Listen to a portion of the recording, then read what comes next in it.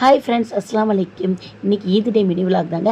As usual எப்பயும் மாதிரி 5 o'clock எழுந்திரிச்சு ஊது போட்டுட்டு பத்தி படுத்தி வச்சுட்டு பாசிட்டிவ் எனர்ஜியோட இன்றைக்கி ஈத் டே ஸ்டார்ட் பண்ணியாச்சு.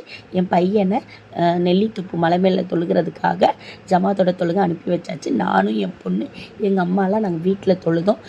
ஈது தொழுகை நல்லபடியாக முடிச்சுட்டு அவங்க நானிகிட்ட வந்து அவள் துவா வாங்கினா, நானும் ஈத் முபாரக் என் பொண்ணு நானும் சொல்லிக்கிட்டோம். இதுதான் நான் வச்ச மெகந்தி. நல்லா ஸ்டெயின் நல்லாவே இருந்தது. சீர்குர்மா சாப்பிட்டோம்.